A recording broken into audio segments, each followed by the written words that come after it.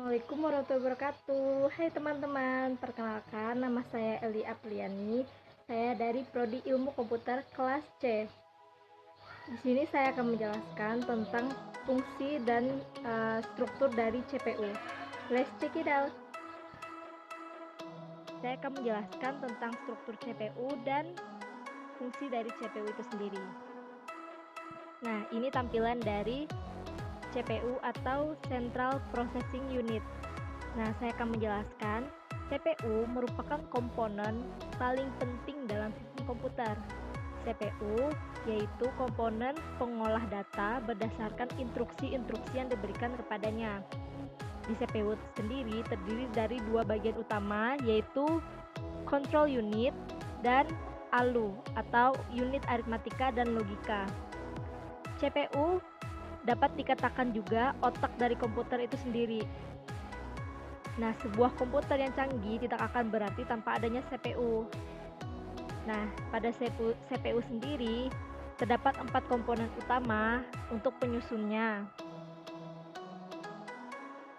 yaitu ada Arithmetic and Logic Unit atau disingkat ALU, ada Control Unit, ada Register, dan ada CPU Interconnection, yaitu terdiri dari sistem bus, control bus, data bus, dan address bus. Nah, apa sih ALU itu? ALU atau Arithmetic and Logic Unit yaitu merupakan mempunyai tugas atau fungsi untuk membentuk berbagai pengolahan data komputer. Sering juga disebut sebagai bahasa mesin karena terdiri dari berbagai instruksi yang menggunakan bahasa mesin. Pada ALU terdapat dua komponen utama, yaitu unit aritmatika atau arithmetic unit yang bertugas untuk menangani pengolahan data yang berhubungan dengan perhitungan, dan unit logika boolean atau boolean logic unit, yaitu berfungsi untuk menangani berbagai operasi logika. Lalu ada control unit. Control unit mempunyai tugas utama untuk mengendalikan operasi dalam CPU dan juga mengontrol komputer secara keseluruhan. Di samping itu, control unit juga berfungsi untuk mengambil instruksi-instruksi dari memori utama dan menentukan jenis instruksi tersebut. Lalu terdapat registers. Nah, registers ini berfungsi untuk media penyimpanan pada internal CPU. Lalu memori ini bersifat sementara karena digunakan untuk menyimpan data saat diolah ataupun data untuk pengolahan selanjutnya.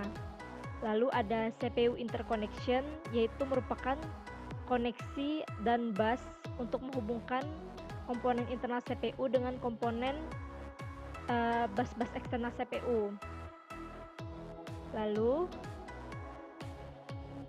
nah ini merupakan siklus instruksi CPU. Sebelum saya menjelaskan, saya akan menjelaskan sendiri fungsi sebenarnya dari CPU. CPU itu seperti kalkulator, hanya saja CPU itu jauh lebih kuat daya pemrosesannya. Fungsi utamanya CPU sendiri yaitu melakukan operasi aritmatika dan logika terhadap data yang diambil dari memori atau dari informasi yang dimasukkan melalui beberapa perangkat keras seperti keyboard, scanner, joystick, maupun mouse. CPU dapat dikontrol menggunakan sekumpulan instruksi perangkat lunak komputer. Perangkat lunak itu dapat dijalankan oleh CPU dengan membacanya dari media penyimpanan seperti hard disk, flash disk, CD, maupun pita perekam. Nah, siklus instruksi. Siklus ini yaitu dimulai dari mulai, lalu ada siklus page yaitu mengambil instruksi atau instruksi berikutnya, lalu mengeksekusi instruksi, lalu selesai. Nah, siklus page eksekusi ini bisa dijelaskan seperti ini ya. Dari awal setiap siklus, CPU akan membaca dari memori utama. Kemudian sebuah register yang disebut program counter atau PC akan mengawasi dan menghitung instruksi selanjutnya. Ketika CPU membaca sebuah instruksi, program counter akan menambah satu hitungannya.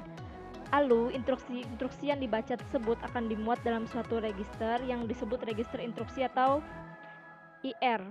Dan akhirnya CPU akan melakukan interpretasi terhadap instruksi yang disimpan dalam bentuk kode binari dan melakukan aksi yang sesuai dengan instruksi tersebut. Nah, ini bisa dilihat gambar di sampingnya itu diagram siklus instruksi. terdapat instruksi address calculation, yaitu disingkat EIC, yaitu mengkalkulasi atau menentukan alamat instruksi berikutnya yang akan dieksekusi. Lalu ada instruction page, yaitu membaca atau mengambil instruksi dari lokasi memorinya ke CPU. Lalu ada instruction operation decoding, yaitu menganalisa instruksi untuk menentukan jenis operasi yang akan dibentuk dan operan operasi yang akan digunakan. Lalu terdapat operand address calculation, yaitu menentukan alamat operan. Lalu ada operand page, yaitu mengambil operand dari memori atau dari modul input-output.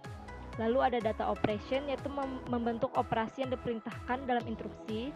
Lalu ada operand store, yaitu menyimpan hasil eksekusi ke dalam memori. Nah, ini sumber-sumber yang saya ambil ya. Nah, jadi fungsi interrupt itu apa sih? Fungsi interrupt itu yaitu mekanisme penghentian atau pengalihan pengolahan instruksi dalam CPU kepada rutin instruksi. Nah, maaf ya kalau ada suara-suara berisik. Nah, macam-macam kelasnya interupsi itu yaitu program, yaitu interupsi yang dibangkitkan dalam beberapa kondisi yang terjadi. Contohnya aritmatika overflow, pembagian nol, operasi ilegal. Lalu ada timer, yaitu interupsi yang dibangkitkan pewaktuan dalam prosesor. Sinyal ini memungkinkan sistem operasi menjalankan fungsi secara reguler.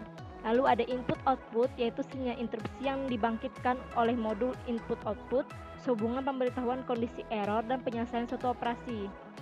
Lalu ada hardware failure, yaitu interupsi yang dibangkitkan oleh kegagalan daya atau kesalahan fasilitas memori. Nah, tujuannya apa sih? Yaitu untuk memanajemen pengeksekusian rutin instruksi agar efektif dan efisien antar CPU dan modul-modul input-output maupun memori. Lalu setiap komponen komputer dapat menjalankan tugasnya secara bersamaan sehingga tetap terkendali pada CPU. Lalu dapat sebagai sinkronisasi kerja antar modul. Kelas sinyal interupsi itu apa aja? Yaitu ada program, yaitu interupsi yang dibangkitkan dengan beberapa kondisi yang terjadi pada hasil eksekusi program. Contohnya aritmatika overflow, pembagian nol, dan operasi ilegal. Lalu ada timer, yaitu untuk interupsi yang dibangkitkan pewaktuan dalam prosesor. Sinyal ini memungkinkan sistem operasi menjalankan fungsi secara reguler. Lalu ada input-output, sinyal interupsi yang dibangkitkan untuk sehubungan pemberitahuan kondisi error dan penyelesaian suatu operasi. Lalu ada hardware failure, yaitu interupsi yang dibangkitkan oleh kegagalan daya atau kesalahan fasilitas memori. Nah, proses interupsi itu terbagi menjadi 5, yaitu dengan adanya mekanisme interupsi, prosesor dapat digunakan untuk mengeksekusi instruksi lain. Saat suatu modul telah selesai menjalankan tugasnya dan siap menerima tugas, maka modul ini akan mengirimkan permintaan interupsi ke prosesor. Kemudian, prosesor akan menghentikan eksekusi untuk menghandle rutin interupsi. Lalu, program interupsi selesai, maka prosesor akan melanjutkan eksekusi programnya. Saat sinyal interupsi diterima prosesor, ada 2 kemungkinan tindakan, yaitu diterima ataupun interupsi ditolak. Nah, bagaimana dengan penjelasannya? Apakah sudah mengerti? Ini sumber yang saya gunakan ya.